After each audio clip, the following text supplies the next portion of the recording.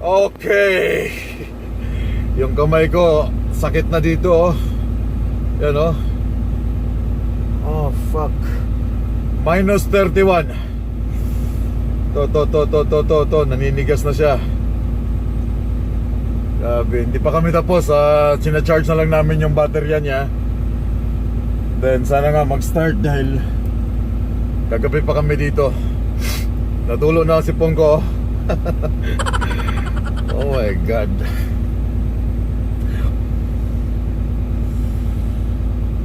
Grabing lamig. Huwag na kayong pumunta ng Canada. Huwag na kayong pumunta ng Canada. Pinoy trucker. Hey, it's day 2. Charge the trailer? Yeah. It's day 2. May dumating na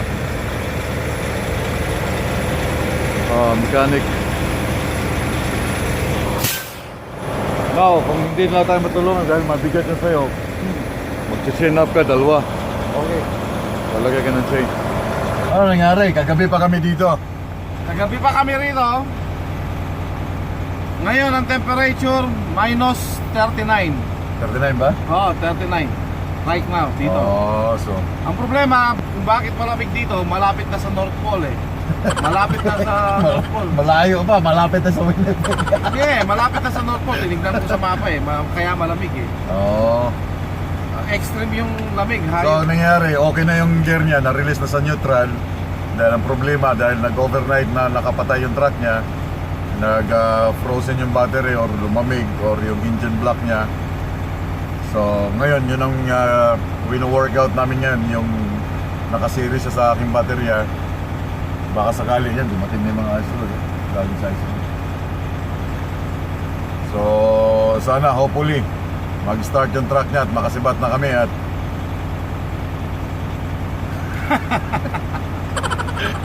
Pero, kay Boyong, salamat. Effective yung yung turo mo. yeah. Red to red. So kailangan talaga ito, prepare ka lagi, may mga kunting mga gamit kang dala. Dahil pag binitawan ka mag-isa dito sa malalayong mga biyahe namin sa pulse hauling, dapat may alam ka, may magawa ka kung in case na magka-emergency yung truck mo. Pero extreme ang trabaho nito, extreme. Pero maganda. Lessons learned. So, who wants to be a trucker? Who wants to be a trucker? Sa pulse hauling. Walang biro. Right now, ang na-observe kong problema yung lamig. Sobra extreme yung lamig dito. Yung sapatos namin pang minus 40.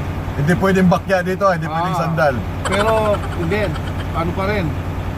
Pumapasok pa rin yung lamig sa paa, masakit.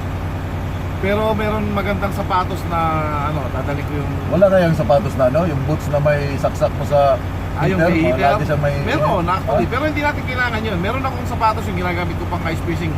Kahit minus 70 yun, matagal ka sa labas, hindi pumapasok yung lamig. Dadalhin ko yun next time. Ako meron akong boots, kaso hindi ko nga dinadala. Bakit hindi mo ginagamit yung boots na bago? Lalamigin din yun eh. Hindi, insulated yun eh. Hindi, malamig pa rin. So local pala yung mga tinda dyan sa The Marks. Mga Meron akong sapatos na, sa March ko rin binili yun. Iba. Pero kaso lang, yung may insulated na may liner. Makapal na insulation sa Parang boots pa rin ipapasok mo. Hindi talaga lalamigin. Ayun talaga maganda yun. Dahil masyado lang mahal yun. Pag uwi ko sa bahay, ibibideo ko yun. Yun ang bilhin ninyo, maganda siya. Maganda, talagang komportable. Kahit matagal ka sa labas. Itong mga work boots na binigay ng Marks medyo malamig pa rin. Masakit sa paa. So yeah, yung mga nasa Canada na, lalo pag pupunta kayo ng mga north ng Ontario, north ng Manitoba, extreme yung cold dyan. As in extreme talagang cold, grabe. Kagabi, midnight na kami natapos, tinatry namin na salpakan ng hangin yung transmission na, pero alam niyo yung panga namin, naninigas na, grabe. So nag-decide na kami na natulog na tayo. There's another day tomorrow. So ito nga yung ngayon, na-release namin. Then baterya na lang yung binibuild up namin para magkaroon ng mas maraming power para mag-start yung engine niya. So yun. Oo, yun.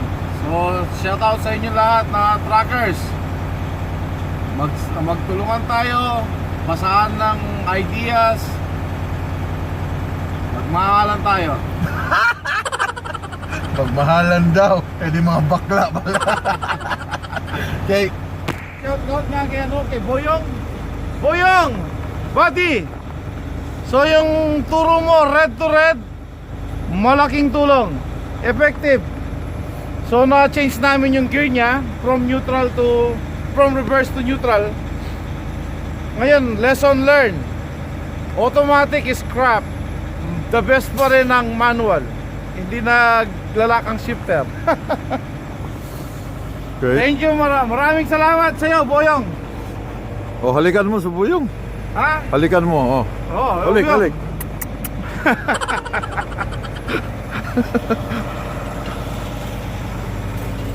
Okay, grabing lamig.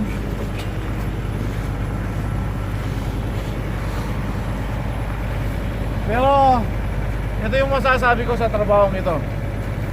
Kailangan rough neck ka. Ako naninibago, masyado akong bata sa sitwasyon na to. Walang biro, first day ko rito. Kasi itong lugar na to, sulok ng mundo. Nandito ka sa lugar na completely walang masyadong bahay, walang tindahan, as in nothing. Kailangan nagpunta ka rito, kailangan marami kang alam. Kagaya nito ako, completely walang alam dahil kusinero ako dati. Kung magluluto rito ang kailangan, marami akong may turo. Pero sa mga ganitong nasisira, out ako. Wala akong alam. Pero I learned today. Ayun. Learn every day.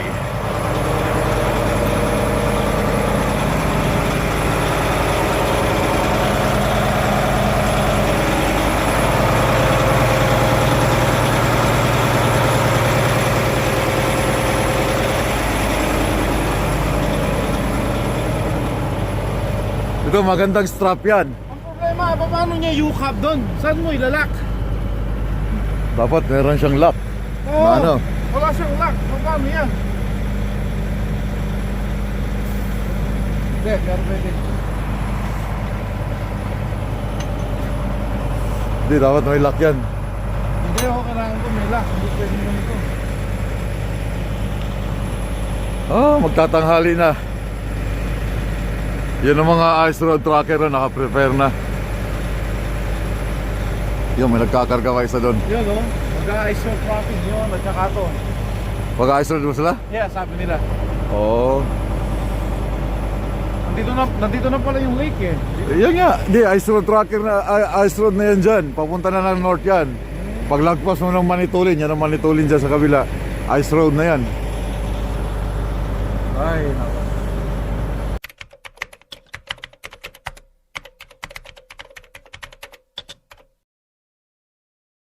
Okay, ito nang hiniheater nila yung black. Napalitan na ng baterya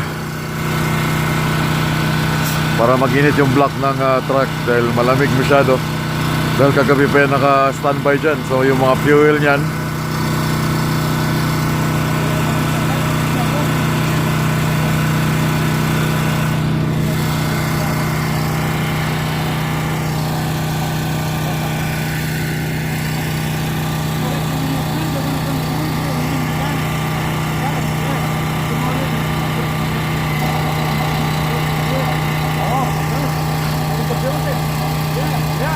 Oh, we're recording. yeah. Yeah. My name is Denny Larrabee from Northern Ontario. We work in same place as your friends from Philippines for Paul Hauling, and we're looking for some mechanics in heavy duty, truck and coach, and automotive. And we'd like to invite you, and then we'll help you come to Canada and sponsor your work, and we'll guarantee your work for 5 years minimum Okay. at good wage. Take Good care of wage. you. Okay, let me explain that in our language, eh. So, naghahanap siya ng mekaniko. Expert mekaniko.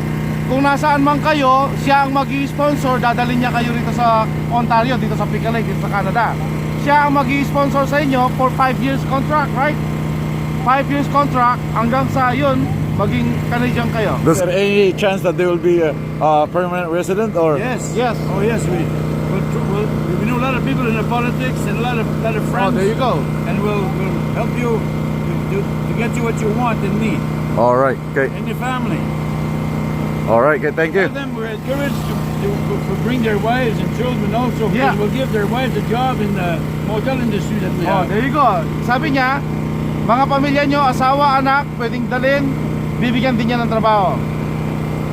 Thank you. Thank you very much. Ito, tapos na. Naandar na yung truck niya, napalitan na ng baterya. Then ito nga, hindi siya makaahon dito dahil madulas yan. Hanggang doon, madulas.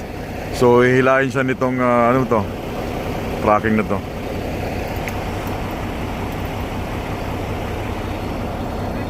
So, dito kami nag-unload. Dito nag-i-start yung ice road tracker.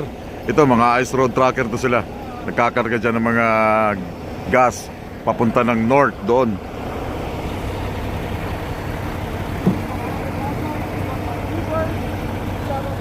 Nung umaga, nung bago kami bumiyahe, na-stuck din siya.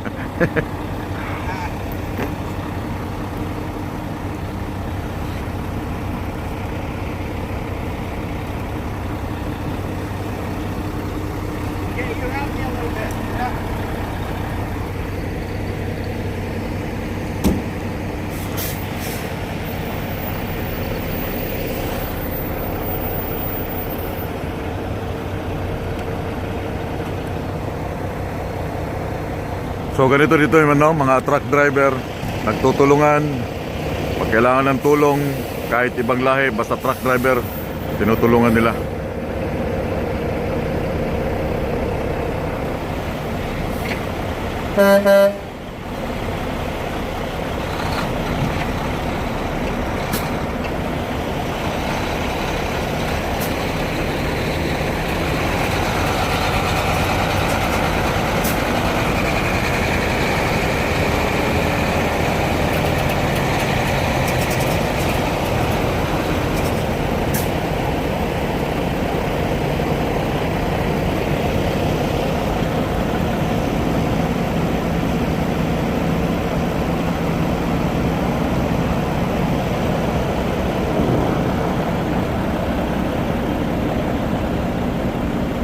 Ang lakas ng truck niya.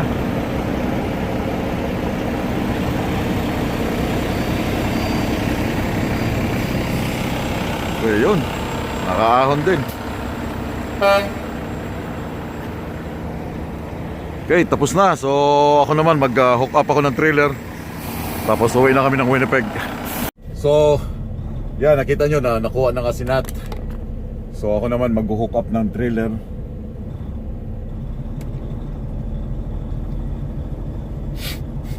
So ganito dito, no, mga truck drivers, kahit hindi mo kalahi, basta truck drivers nagtutulungan. Pag may nakita kang truck driver sa highway na kailangan ng tulong, titigil ka. Anong kailangan mo? May problema ka ba?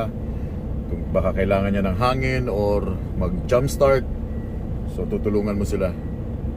That's the brotherhood of the truckers. Alright, so back on the highway. So nakaalis na kami dito sa Pickle Lake. Paalis pa lang. Papalik na kami ng Winnipeg and it's so fucking late. Pero mamayang gabi na kami darating. And yeah, na-stranded kami for the whole night.